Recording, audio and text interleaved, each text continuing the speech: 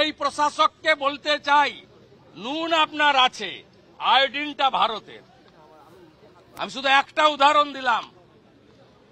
আমি এখান থেকে দাবি করছি ভিসা 100% স্টপ করুন। আমরা প্রয়োজন হলে একদিন অপেক্ষা করে ভিসা দপ্তরে যাব, এখানে ভিসা সেন্টারে। স্টপ ভিসা দেওয়া বন্ধ করুন completely. Export import permit issue করা বন্ধ করুন। বাকিটা আমরা বর্ডারে করব সোমবার থেকে। বলে দিলাম, চিন্ময় কৃষ্ণ প্রভুকে নিঃশর্ত মুক্তি, হিন্দুদের উপর আক্রমণ করুন। আর এই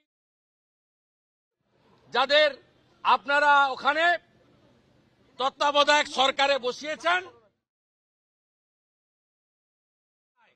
তাদের এই ধরনের ভারত বিরোধী কথা বলা বন্ধ করুন।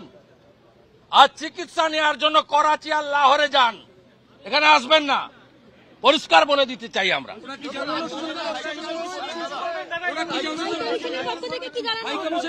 উনি উনাদের দিল্লির দূতাবাসে রাষ্ট্রদূতকে জানাবেন প্রোটোকল মেনে।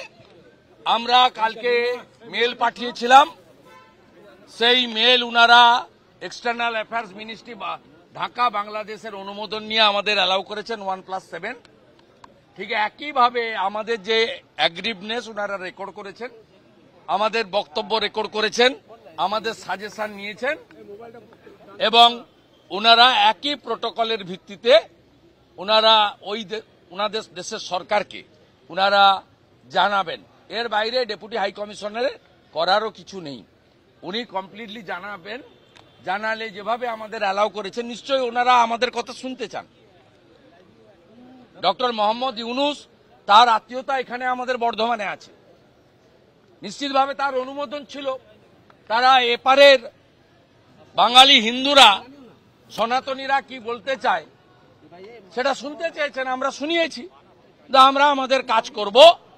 বঙ্গীয় হিন্দু জাগরণ মঞ্চ কালকে বেলা 2টায় শিয়ালদা স্টেশনে জমায়েত করেছে, তারা আসবে বাংলাদেশ ডেপুটি হাই কমিশন অভিযানে।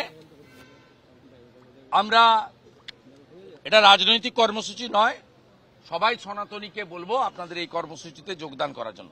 আমাদের পক্ষ থেকে সোমবার দিন সকাল 10টা থেকে পেট্রোপোলে গুডস ভেহিকেল অবরোধের কর্মসূচি নেওয়া হয়েছে।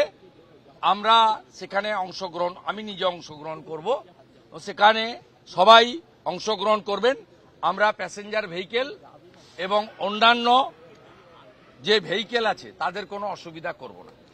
আমরা কেবলমাত্র গুডস ভেহিকেলে অবস্ট্রাকশন করব এবং আমরা ওদের অ্যাটিটিউড আগামী 48 ঘন্টায় দেখতে চাই।